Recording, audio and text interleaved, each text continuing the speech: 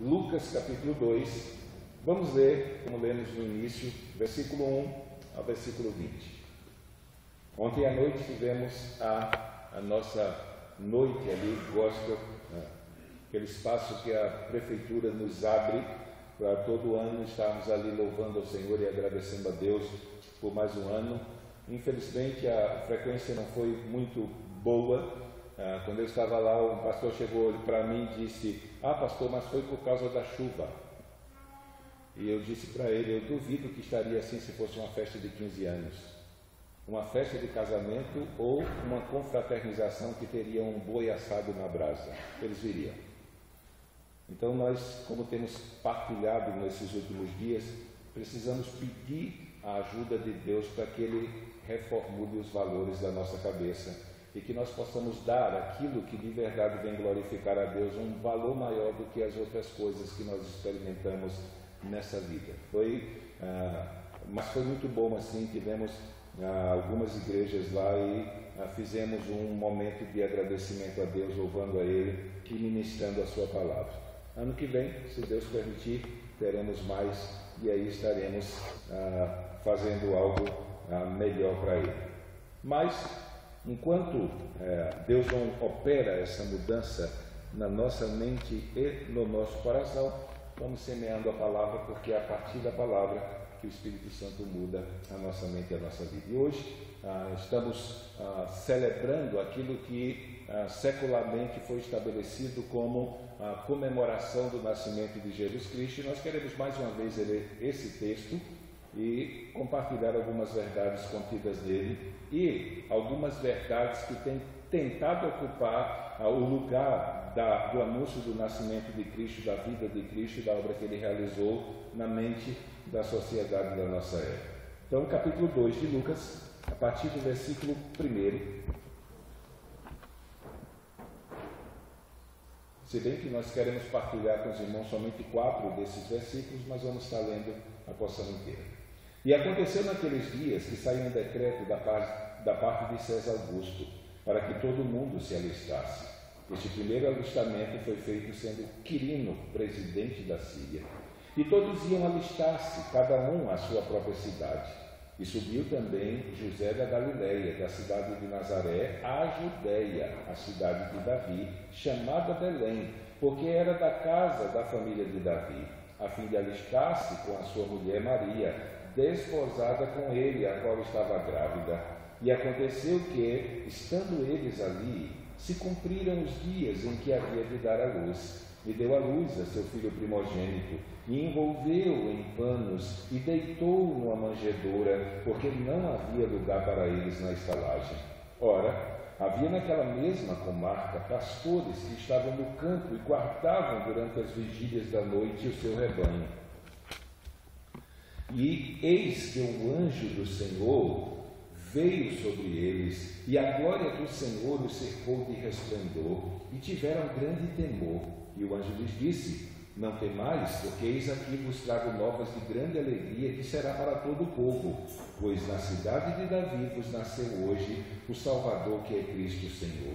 Isto vos será por sinal: achareis o menino envolto em panos e deitado numa manjedoura. E no mesmo instante apareceu com um anjo uma multidão dos exércitos celestiais, louvando a Deus e dizendo: glória a Deus nas alturas, paz na terra, boa vontade para com os homens. E aconteceu que, ausentando-se dele os anjos para o céu, disseram os pastores uns aos outros: vamos, pois, até Belém, e vejamos isso que aconteceu, e o que o Senhor nos fez saber. E foram apressadamente e acharam Maria e José e o menino deitado na manjedoura, e vendo-o, divulgaram a palavra que acerca do menino lhes fora dita, e todos os que a ouviram se maravilharam do que os pastores lhes diziam. Mas Maria guardava todas essas coisas, conferindo-as em seu coração. E voltaram os pastores, glorificando e louvando a Deus por tudo o que tinham ouvido e visto, como lhes havia sido dito. Vamos orar ao Senhor. Pai amado, nós queremos colocar a nossa vida diante de Ti nessa manhã. Manhã que separamos, Senhor, para cultuar o Teu nome, Senhor, para exaltar ao Senhor e para louvar de todo o nosso coração. Manhã que também separamos, ó Deus, para ouvir a Tua palavra, Senhor, e ser dirigido e orientado por ela. Por isso nós pedimos que nessa manhã o Teu Espírito Santo esteja tornando, Senhor, o nosso coração como aquele solo bom, Senhor, aquele solo fértil, que a Tua palavra como semente venha encontrar em nós um terreno propício para germinar, para crescer e para produzir os frutos que hão de glorificar o Teu nome. Por isso nós pedimos ao Senhor que venha ser conosco nessa manhã e te pedimos em nome de Jesus. Amém. Antes de nós pensarmos em alguns ensinamentos que podem abençoar a nossa vida nesse texto, precisamos fazer algumas considerações. Ano após ano, nós abrimos um espaço nesse dia pré-pregação para estarmos mais uma vez relembrando algumas realidades que fazem parte do nosso convívio e da nossa caminhada cultural e que em si, apesar de não fazer parte do cristianismo, pode ser usufruído por nós como cristãos sem que isso nos leve a cometer qualquer pecado contra o Senhor. É comum, esse ano mais uma vez, pessoas ligarem para mim para me perguntar, depois de 15 anos, quase, vamos fazer 15 anos que estamos aqui agora, se o crente pode ou não pode ter árvore de Natal em casa. E a minha resposta para alguns irmãos, quando me ligam, é: pelo amor de Deus, não vão pesquisar estudos sobre Natal na internet. Porque tem uma turma que vê demônio em tudo e eles simplesmente conseguem ser persuadidos por aqueles que, infelizmente, espiritualizam tudo e cujo teor dos seus ensinamentos não tem diretamente um fundamento bíblico que respeite os contextos e os propósitos para os quais os versículos bíblicos que eles usam foi escrito. Então, o que nós temos hoje é uma realidade totalmente diferente daquela que nós encontramos no exemplo, no tempo de Jeremias, que cita o culto ao pinheiro, ou na época de Jesus Cristo e dos apóstolos, a prática romana de cultuar o abeto sagrado de Odin, que era um pinheiro que era cortado e colocado nas casas nesse período do ano, para que a partir deles os seguidores ou os adeptos da religião romana, das religiões romanas, pudessem cultuar o deus Odin. Essa realidade ela ficou no passado. Ninguém compra uma árvore de Natal hoje pensando em colocar ela na sua sala, se ajoelhar diante dela e fazer um pedido pensando que vai ser abençoado. Pelo menos eu espero que ninguém faça isso.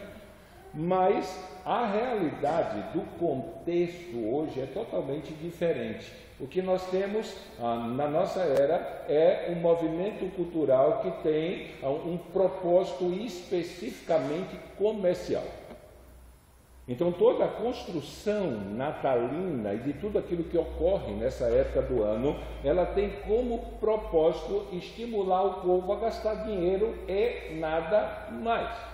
Então, quando você vai lá e compra uma árvore de Natal e compra os enfeites para colocar nela, a única coisa que você está fazendo é participando do movimento cultural que existe na nossa época e cooperando para que aquele que fabricou a árvore de Natal ganhe dinheiro com ela.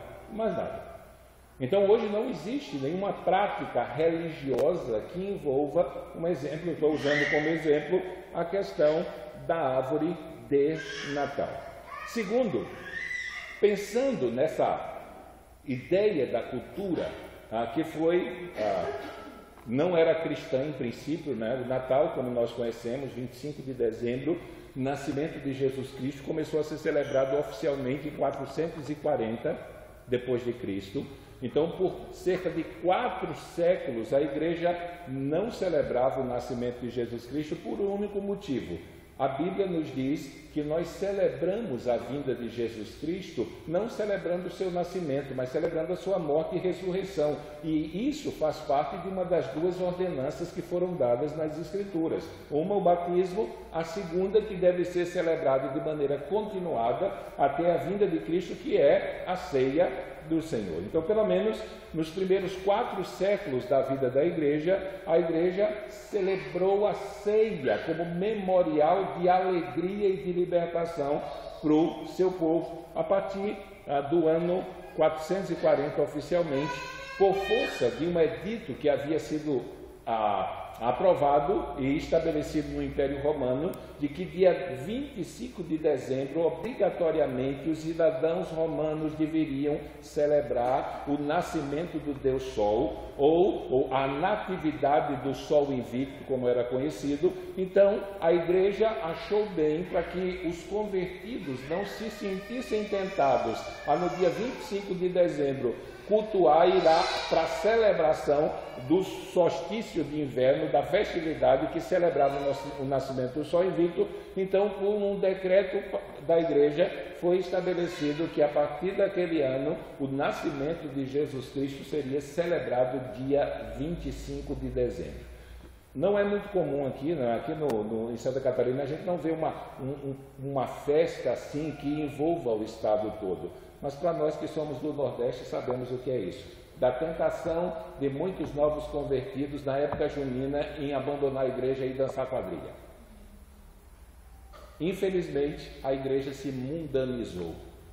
Ela tem esquecido de que ela atrai pela diferença e não pela semelhança. Então, hoje é comum você ir no Nordeste na época de São João e ver lá as quadrilhas gospel, os arraiais gospel. Isso não é aculturação, isso é mundanismo.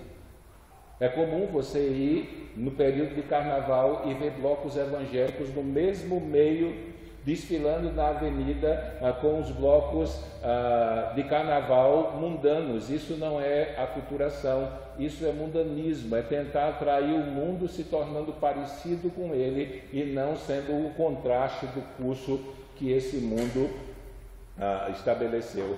Então, nesse sentido, nós precisamos entender que, apesar de não haver feito parte do início da igreja, for algo estabelecido, pode ser aproveitado para que nós glorifiquemos o nome de Deus. Estava dizendo ontem, na minha breve pregação ali na praça à noite, que nós temos 2 períodos do ano que são propícios para nós, para pregarmos o Evangelho com mais liberdade. Um é a Páscoa, que fala da morte, da ressurreição, da ascensão de Cristo. E a outra é Natal, que tem como propósito lembrar a vinda do Filho de Deus a esse mundo para realizar a obra da salvação. Só que ambos os períodos estão sendo corrompidos em sua finalidade por, primeiro, Páscoa pelo estrelismo. Então é normal, nas celebrações maiores, até passam na TV, nós vemos hoje prefeituras e governos contratarem atores famosos para fazer o papel de Jesus Cristo, de Pôncio Pilatos e aí por diante. E aí você se depara com uma multidão na hora da apresentação da Paixão de Cristo chorando. E aí nós precisamos perceber que o choro, via de regra, não é porque elas estão vendo a cena da Paixão. Alguns são. Mas boa parte estão chorando porque o seu ídolo da TV está diante deles. É por força da idolatria. Então, o estrelismo no meio da apresentação tem feito com que as pessoas tirem o foco de Cristo e coloquem o seu foco naqueles que estão apresentando a peça sem prestarem atenção devidamente naquilo que está sendo encenado. No Natal, o problema é mudança de foco e mudança de personagem, e mudança de propósito e mudança de valores. Então, quando nós pensamos no Natal, ou quando as pessoas comumente pensam no Natal, algumas coisas vêm às suas mentes primeiro que Jesus Cristo. Pensar em Natal é pensar em Papai Noel, uma jogada de marketing que deu certo. Uma jogada de marketing que foi criada, ou foi aproveitada, né, porque a imagem do bom velhinho, ela já existia, muito parecido com aquele que nós vemos hoje, mas na recessão do século passado, 1931, a Coca-Cola contratou um design e ele simplesmente reformulou. Ela queria um Papai Noel que tivesse aparência de saudável. Até 20 anos atrás, eu acho, não mais que isso, se uma pessoa fosse magrinha, ela era tida como doente. Se fosse gorda, era tida como saudável. Quando você via um menino gordinho, dizia: ah, mas como é saudável esse menino. A cultura mudou esse padrão. Hoje, se você vê um magrelo, diz: olha, isso aí é saudável, e vê um gordinho, pensa que está doente. Então, essa mudança cultural, ela afeta também o cotidiano. Então, naquela época, sinônimo de saudável era gordinho. Então, eles fizeram o Papai Noel gordinho, com uma aparência bondosa, que esboçava paz e que em si aparentava que era feliz. Então a Coca-Cola, contratando o design, criou essa imagem que nós temos hoje. Ela aperfeiçoou uma imagem que já havia sido criada anteriormente, e isso fez com que ela vendesse muito. Tanto que ela usou a imagem do bom velhinho por quase 30 anos na sua propaganda durante aquele período. 30 anos. Então, essa imagem, por força da publicidade, ano após ano, começou a substituir a imagem do Filho de Deus. Por incrível que pareça, a semana passada procurei e busquei encontrar uma propaganda que falasse de Jesus Cristo. E eu simplesmente não achei. Nós até encontrávamos uma outra, alguns anos atrás, perdida no meio da multidão de propaganda, mas eu não encontrei. Os irmãos podem até ter visto uma propaganda que eu não vi, mas eu não consegui achar uma propaganda de Natal que de alguma maneira voltasse os seus olhos para a manjedoura, voltasse os seus olhos para o Filho de Deus.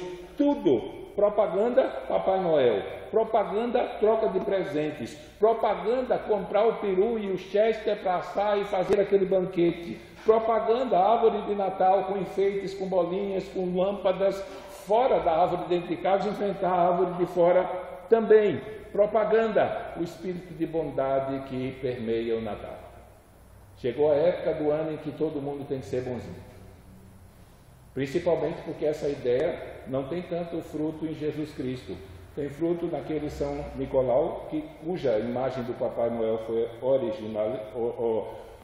originalizada. E por força de que, se você não for bonzinho, o Papai Noel não vai lhe dar presente. Mas esse espírito de bondade, ele permeia, né? Chegou a hora, do dia 24 de dezembro até o dia 31, de todo mundo ser bonzinho um com os outros, e depois disso, vocês podem voltar ao normal, até o dia 23 de dezembro, de novo, do ano seguinte. E aí, depois de todas essas ênfases, de um Natal que tem como figura principal, e como costumes principais, todas essas coisas, entra lá no canto de uma sala, escondido a figura de Jesus Cristo.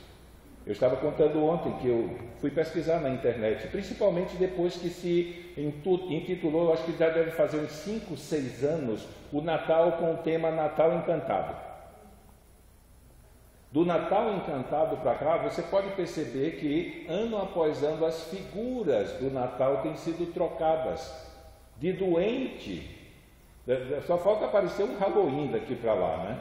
Mas as figuras têm sido trocadas, e no meio da pesquisa que eu estava fazendo, olhando os sites e como é que se formula todo esse projeto de temas para o Natal hoje em dia, encontrei um estado aqui da região sul que ele fez um projeto cultural financiado por aquela lei Rouanet e algumas empresas que viajariam cerca de 40 cidades no estado.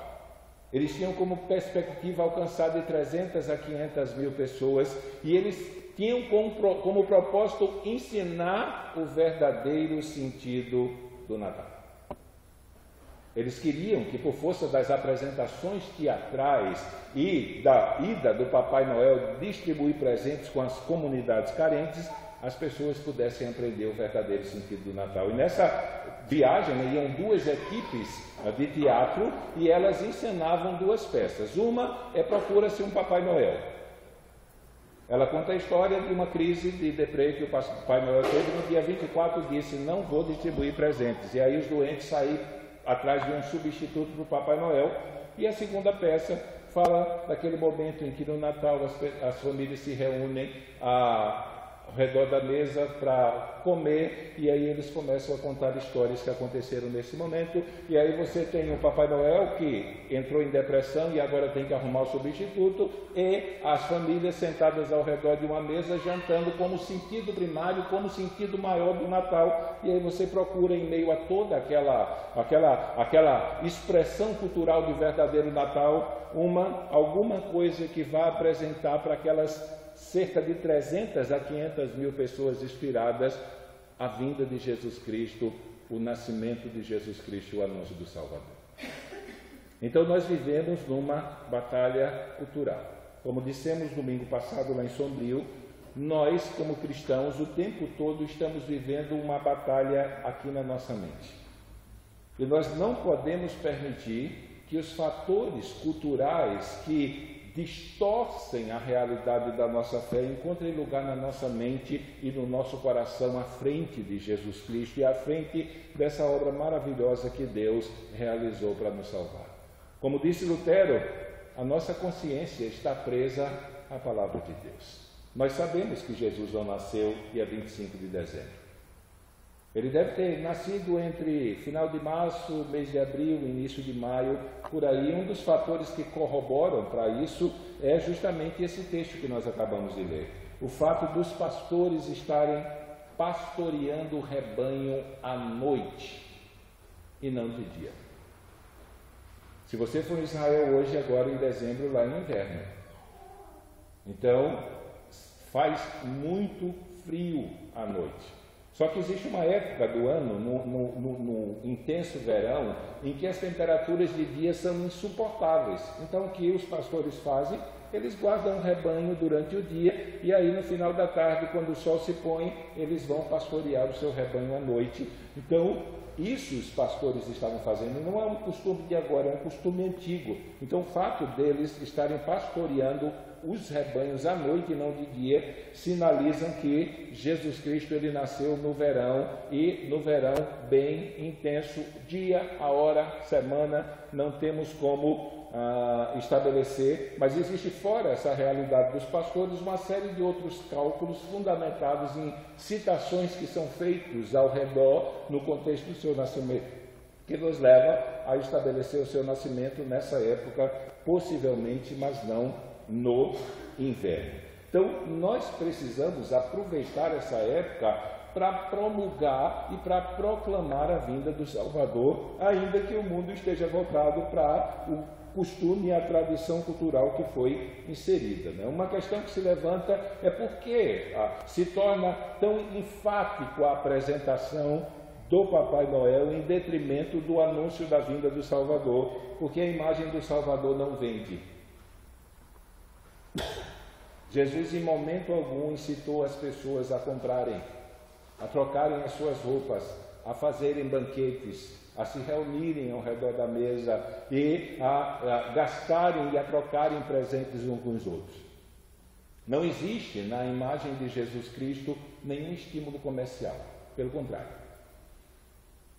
Então, como toda essa manifestação cultural, ela está centralizada na perspectiva de que haja um movimento comercial que venha trazer lucro, não apenas para o comércio, mas também para os fabricantes, a fim de que a crise seja amenizada. Então, ano após ano, Jesus Cristo tem sido deixado de lado e não vai demorar muito para não vermos mais nenhuma citação dele nessa época. Do jeito que a coisa vai, então nós vamos ter que ficar à margem da história e nós vamos ter que cumprir o nosso papel e aproveitar. Normalmente, se você for falar de Jesus Cristo, principalmente para os nossos parentes, não existe um grupo de pessoas talvez mais difícil de ser evangelizado do que aqueles que fazem parte da nossa família. Mal começamos, eles já dizem para nós que eles não esqueceram o que a gente fez no verão passado. Na verdade, eles têm o retrato e o filme da nossa vida fixos na mente na época em que nós não conhecíamos a Cristo. E depois que conhecemos a Cristo, se cometemos alguns deslizes que eles acham inadmissíveis, está tudo gravado lá. E sempre que tentamos pregar o Evangelho, normalmente se arma uma contenda, se arma uma discussão, se arma uma oposição. Mas Quando chegamos nessa época do ano, ninguém reclama. Se nós pedimos a oportunidade de uma reunião familiar, a fim de dar uma palavra e de fazer uma oração, ninguém se sentirá ofendido se nós lermos um texto como esse. Ninguém se sentirá ofendido se nós lembrarmos a eles que o centro e o fim principal daquele momento, daquela celebração, não é o fato de nós estarmos reunidos à mesa, não é o fato de nós termos trocado os presentes, feito amigo secreto ou qualquer coisa desse tipo, mas nós estamos celebrando aquele momento e estamos reunidos porque um dia foi estabelecido culturalmente aquela data como data do nascimento do Salvador. Então eu e você precisamos aproveitar esse momento. Para nós que vamos ter um momento, muitos os irmãos vão ter momentos hoje de celebração com as famílias, com famílias descrentes, então eu quero pelo menos desafiar você a pedir a palavra, ler esse texto e lembrar que tudo aquilo está acontecendo para celebrarmos o aniversário de alguém, e esse alguém é Jesus Cristo. Então, enquanto o mundo segue a linha do Papai Noel e todas as coisas que envolvem isso, volto a dizer, em termos culturais não existe nenhum erro, nenhum pecado nós participarmos desse momento, desde que nós não enfatizemos aquelas coisas que são falsas, como o Papai Noel. Então o crente jamais vai dizer para o filho dele, olha, fica bonzinho que Papai Noel vai dar um presente para você. Ele vai estar semeando mentira. Ele está falando uma inverdade, ele não está sendo verdadeiro com seus atos. Então, nesse sentido, ou dizer que foi o Papai Noel que trouxe o presente, isso não se faz. Esses dias eu fui fazer uma visita em que eu não sei se a mãe ou o pai chegou e disse para as criancinhas pequenas, né? O Papai Noel vai trazer o presente lá. As duas crianças olharam e fizeram, o Papai Noel é tu. Elas são bem pequenas, mas elas já sabiam que Papai Noel não enrola elas mais. Então existem alguns fatores que nós precisamos colocar de lado, porque não fazem parte do costume cristão por serem uma distorção e não serem verdadeiros. Mas o demais, aquele momento familiar, pode ser aproveitado tranquilamente para que nós possamos falar sobre Jesus Cristo e a sua vinda e o seu reino.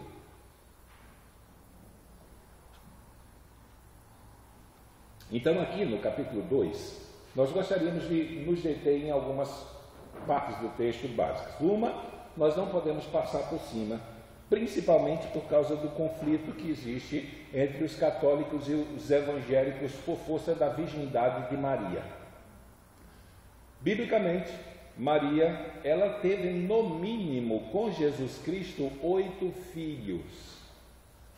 Teve 4 filhos homens e por força daquilo que Mateus diz lá em 13,55 de Mateus, e não estão todas as suas irmãs do nosso meio, a força do todas não dá para a gente dizer que era só 2. Possivelmente teria 3 ou mais. É citado o nome dos irmãos de Jesus Cristo e o nome deles, ou 2 deles, são autores de livros inspirados, Tiago e Judas. Eram irmãos de Jesus Cristo. Quando Mateus registra e Marcos registra essa citação, tanto que Mateus vai dizer, não é este o filho do carpinteiro e não é a sua mãe Maria, tudo aquilo que é citado depois tem esse contexto.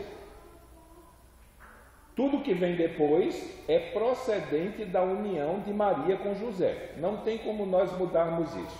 Segundo, a palavra usada ali para filho é filho mesmo. Adelphoi, que é plural ali, mas filho ali é adelphoi, que significa literalmente filho co-uterino, ou melhor, adelphoi, irmãos. Não são seus irmãos fulano, fulano, fulano, fulano e suas irmãs. Então a palavra usada para irmão ali é irmão co-uterino, aqueles que procederam do mesmo ventre. Existe uma palavra específica para primo. Tanto que quando Maria foi visitar Isabel, está lá traduzido. Ela foi visitar a sua prima. E não está a palavra irmã lá. Está a palavra prima. Então, Maria, depois de Jesus nascer, ela manteve uma vida matrimonial comum com José, tanto que no texto vai dizer do anúncio da vinda de Jesus Cristo, todo aquele conflito de José com Maria, querendo abandoná-lo e tudo mais, Deus deu uma revelação para José, mas é dito que José não conheceu Maria até que ela teve Jesus Cristo. E conhecer, o sentido real ali, é manter relacionamento sexual com. Então, após o nascimento de Cristo, eles mantiveram uma vida normal. Mas aqui Lucas está olhando para o passado. Ele está contando uma história que já se efetivou. E quando ele quer falar do nascimento de Jesus Cristo e da época, ele situa o nascimento de Jesus Cristo na história, não é uma lenda cristã, como infelizmente muitos têm pregado, que a história de Jesus Cristo narrada nos evangelhos é um conjunto de mitos, de superstições e de lendas criadas pela igreja primitiva para dar vazão à sua fé. Ele situa historicamente, ele coloca aqui o nascimento de Cristo como um fato histórico, dando detalhes políticos, dando detalhes geográficos. Ele cita quem era o governador da Síria, ele cita quem era o imperador romano. Só que quando ele fala de que Jesus nasceu, no versículo 7, pensando nesse conflito católico-evangélico por causa da virgindade de Maria, ele vai dizer o seguinte aqui: e deu à luz ao seu filho primogênito. Imagine, a Lisandra tem um filho só, e eu lá na frente vou escrever alguma coisa sobre o Cleito e a Lisandra, e ela só tem um filho, eu vou escrever, ela teve um filho primogênito, mas ela não tem outros. Depois eu teria que escrever para especificar e ser definido: fulano era o filho unigênito de Leandro e Cleiton, porque a parte dele não teria mais nenhum. Então, Lucas, olhando para o passado e sendo específico naquilo que ele estava escrevendo, ele simplesmente deixa claro que Jesus foi o primeiro filho nascido numa família de outros irmãos. Então, o anúncio aqui é do nascimento do primeiro filho de Maria. Só que os outros, não houve uma notícia especial sobre eles. Eles nasceram como qualquer cidadão comum. Como qualquer criança que vem a esse mundo, nasce, vive e parte dele. Mas havia algo especial nessa criança. Havia algo tão especial que o próprio Deus mandou anunciar a sua vinda. O próprio Deus mandou que seres celestiais viessem, testificassem acerca do seu nascimento, e tudo aquilo que envolvia o seu nascimento fosse registrado no livro, a fim de que por todas as gerações que viessem depois desse advento, se fosse anunciado essa boa notícia. Quando está chegando o momento de Cristo nascer, para um grupo de pastores que estavam pastoreando ovelhas à noite, próximos de Belém, Deus revela o fato mais importante ocorrido na história dos homens. Ele diz no verso 8: havia naquela mesma comarca pastores que estavam no campo e guardavam durante as vigílias da noite o seu rebanho, e eis que o anjo do Senhor veio sobre eles, e a glória do Senhor os cercou de resplendor, e tiveram grande temor. O motivo do temor aqui, possivelmente, eu estava até dizendo essa semana, se você tem acompanhado a leitura bíblica e você leu o Antigo Testamento conosco, você percebeu que na maior parte das vezes que Deus mandou um anjo para o meio do povo de Israel, não foi coisa boa. Os anjos não trouxeram notícia boa e eles não fizeram coisa boa com o povo de Israel, nem tampouco com as nações pagãs. Então apareceu um anjo no meio do povo de Israel, com certeza eles já iam pensar: fizemos alguma coisa errada e estamos fritos, Deus vai castigar a gente. Só que aqui não, a notícia é diferente. Não é mais uma notícia de juízo, não é mais uma notícia de castigo, não é mais uma notícia de punição. Quando eles se deparam com aquela manifestação angelical e têm medo, o anjo já deixa claro para eles que as notícias que eles estavam trazendo eram diferentes. Não era o que normalmente ou usualmente Deus costumava fazer. Agora não era mais notícia de medo, não era mais notícia de castigo, não era mais notícia de terror, não era mais notícia de sofrimento. Ele disse, no verso 10, e o anjo lhes disse, não temas, porque eis aqui vos trago novas de grande alegria. Novas aqui, ou boas novas, essa expressão é procedente da palavra evangelho, tá? Então, literalmente aqui a gente poderia aplicar dizendo que os anjos vieram pregar o evangelho para os homens. Eles vieram anunciar o cumprimento daquelas promessas que foram feitas no Antigo Testamento, que tiveram como primeiro pontapé Gênesis 3,15, logo após a queda, quando após a desobediência dos nossos primeiros pais, Adão e Eva, e o juízo de Deus sendo impetrado sobre eles, Deus pré-anuncia que da semente da mulher ele enviaria um que esmagaria a cabeça da serpente. E aqui nós temos o cumprimento não apenas dessa promessa, mas de todas as promessas procedentes do Antigo Testamento. Então, eles evangelizaram os pastores, eles pré-anunciaram o Salvador e a vinda do Salvador quando ele estava nascendo. Então, eram novas de grande alegria, por causa do conteúdo da mensagem e por causa das promessas que se cumpririam no meio do povo de Deus a partir do advento do seu Filho. Novas de grande alegria que seriam para todo o povo. A bênção que Deus iria trazer através do nascimento dessa criança não apenas traria alegria para a vida dos pastores, não apenas traria alegria para o povo de Israel, mas traria alegria para todos os povos da terra. Basta lembrarmos de João 3,16. Deus amou o mundo de tal maneira que deu o seu Filho unigênito para que todo aquele que nele crê não pereça, mas tenha vida eterna.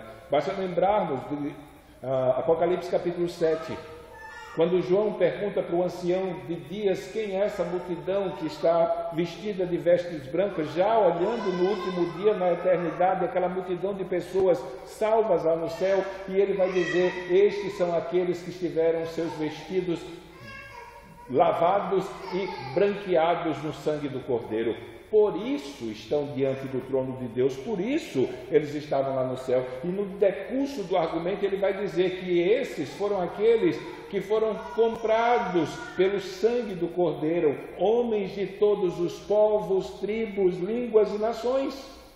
O que os anjos estão dizendo aqui está de acordo com a promessa de Deus feita a Abraão: em ti serão abençoadas, serão benditas todas as famílias da terra.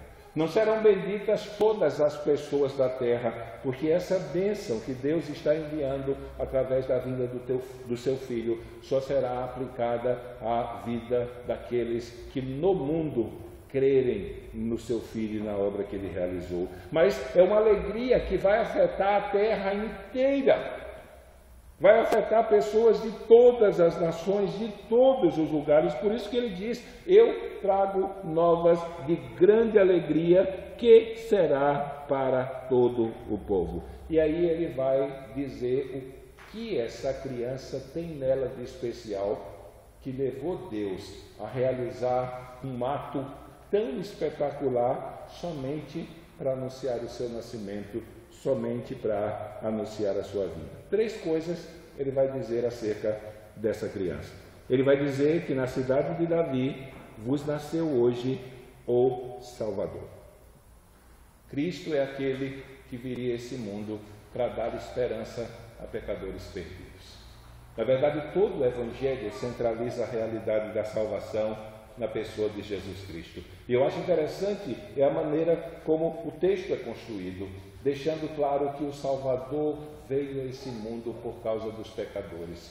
Ele deixa claro para aqueles pastores que o Salvador veio para salvar a vida deles.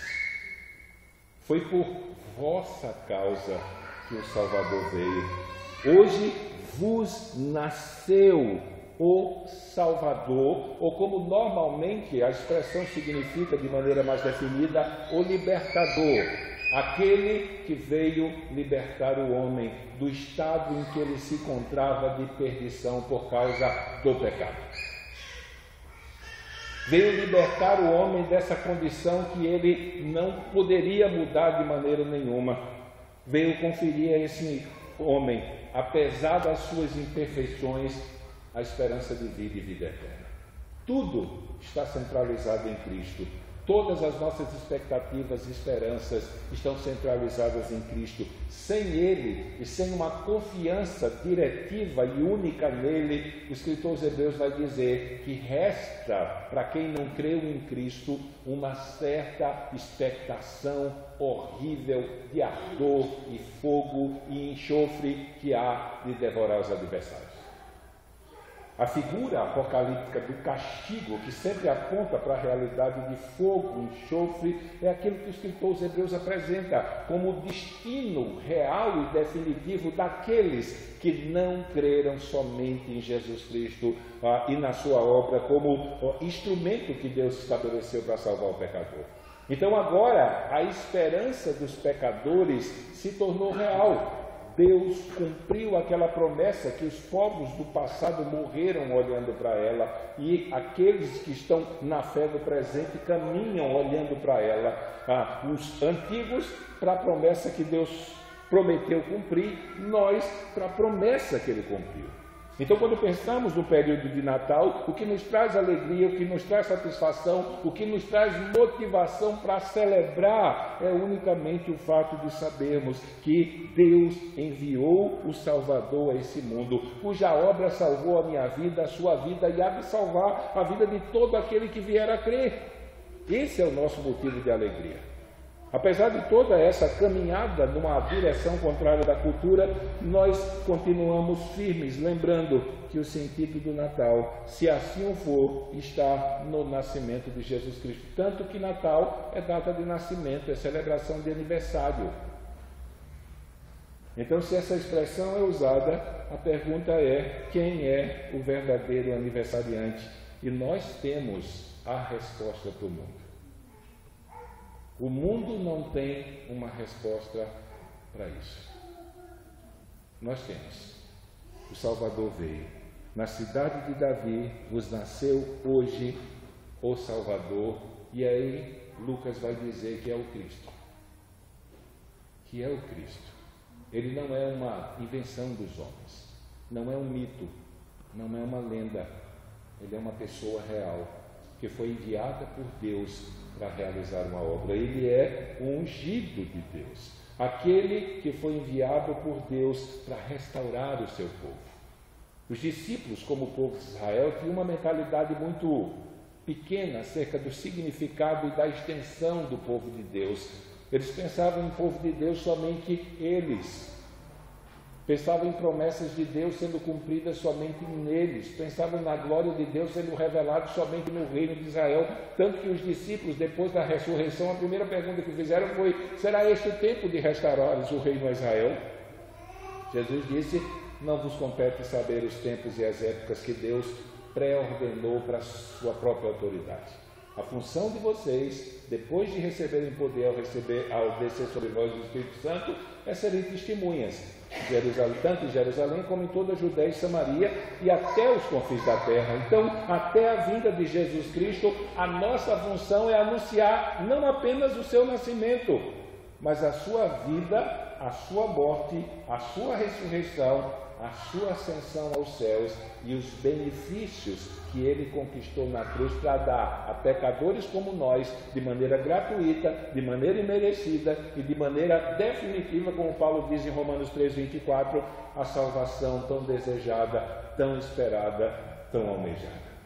Então nós temos uma oportunidade ímpar de anunciar essa verdade sem que as pessoas se sintam ofendidas, porque não tem como nós falarmos de Jesus nesse período e elas se sentirem ofendidas. Por quê? Porque inclusive elas, mesmo sem saber, mesmo sem atentar, mesmo tendo uma mentalidade construída com valores e um personagem principal diferente, elas vão ter que concordar que a história disse que foi Jesus Cristo que nasceu, e por causa do seu nascimento essa data foi estabelecida e é celebrada. Ele foi enviado por Deus para ser o Salvador do mundo. E ele, se foi enviado por Deus para ser o Salvador do mundo, então a obra que ele realizou é confiável, a obra que ele realizou é aceitável e, por força da última expressão, a obra que ele realizou é eficaz. Hoje vos nasceu o Salvador, que é Cristo, o Senhor. Uma expressão muito comum usada nas Escrituras para falar sobre Cristo é que ele é o Senhor dos senhores.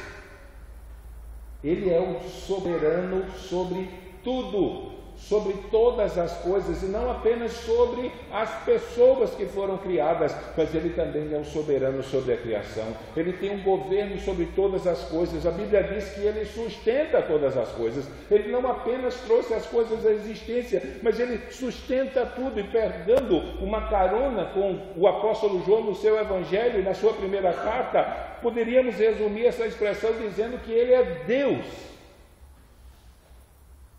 Ele não apenas é o Salvador, ele não apenas é o enviado de Deus Pai, mas ele também é Deus. É isso que João repete o tempo todo no seu Evangelho, principalmente usando para Jesus Cristo duas expressões: Filho de Deus e Filho unigênito. Unigênito é o único filho da mesma espécie, do mesmo tipo de Deus. Monogenês, não é o primeiro ou único gerado, mas é o único que é participante da sua essência divina. Filho de Deus é ser divino, filho essencial, participante da sua essência, tanto que quando ele diz e assume que é filho de Deus, os judeus pegam em pedra para apedrejá-lo, e ele diz: olhem para as minhas obras, elas testificam de mim. E os judeus dizem: nós não queremos te apedrejar por causa das tuas obras, mas porque tu, sendo homem, te fazes Deus a ti mesmo.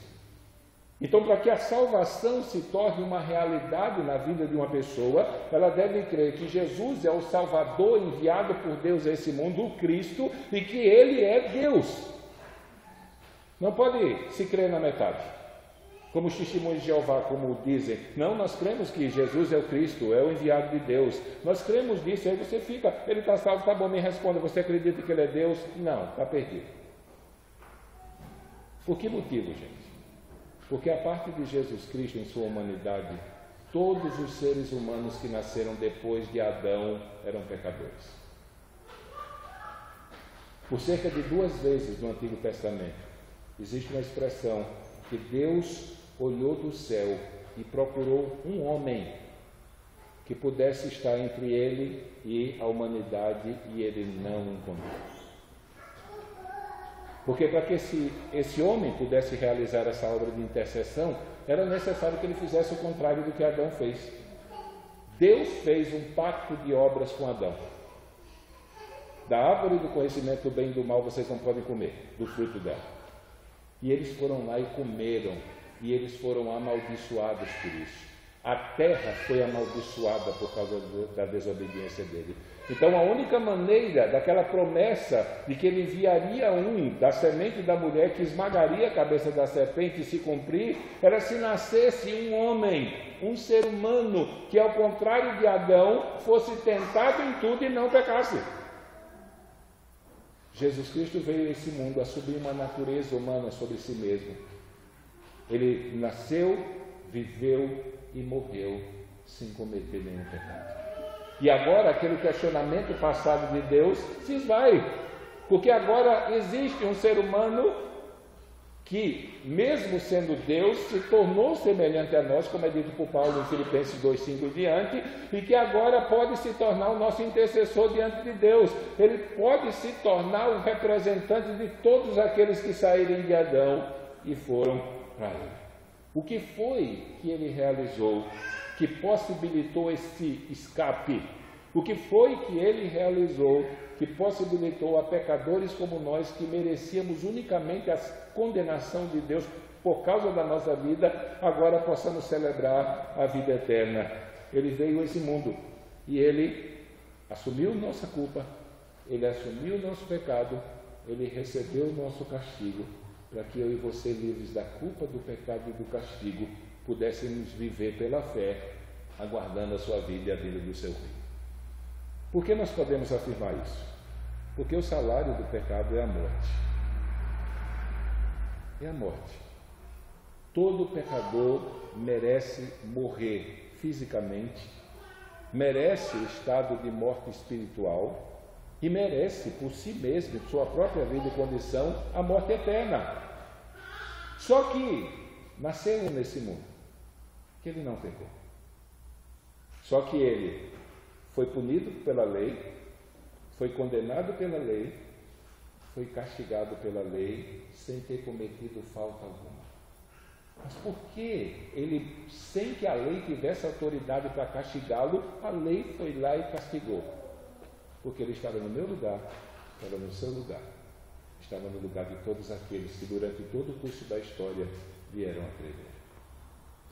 Os nossos pecados, a nossa culpa, o nosso pecado, a nossa condenação, Deus lançou sobre ele. Por isso que a notícia é tão maravilhosa. Por isso que ela é tão grandiosa. Aquilo que Deus prometeu para nós acerca da libertação do jugo que a queda dos nossos primeiros pais trouxeram sobre nós se cumpriu. Ele enviou um Salvador. Esse Salvador foi enviado por ele. E esse Salvador era tão Deus quanto Deus é. A questão é, se a obra que Deus realizou para salvar a minha vida não é suficiente para me dar esperança, nenhuma dá. Mas se Ele é Deus, e Ele disse, está consumado, então pela fé nele, eu e você podemos viver tranquilos. E não apenas nós, mas, como Paulo diz, falando do galardão que esperava, todos aqueles que amam o Senhor. Por isso vamos orar. Vamos colocar a nossa vida diante de Deus. É uma ótima notícia. É uma maravilhosa notícia. Eu queria, antes de nós orarmos, só terminar fazendo uma citação interessante aqui no texto. Os pastores ouviram o evangelho dos anjos, eles foram a Belém, confirmaram a notícia, e depois de confirmar que a notícia dos anjos eram verdadeiras, o que foi que eles fizeram? O texto diz aqui,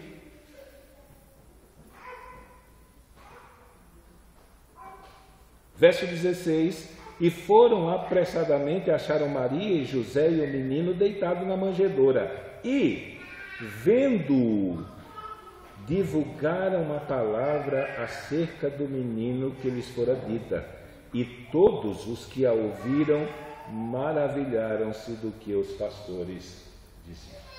Eles não apenas ficaram felizes por causa da mensagem do evangelho que lhes foi pregada, mas quando eles confirmaram que a notícia do evangelho era verdadeira, eles foram pregar para os outros. E a notícia boa é que muitos daqueles que ouviram se maravilharam também.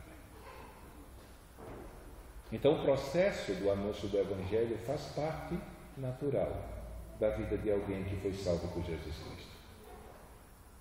A alegria é tão grande por aquilo que Deus fez que você não consegue conter.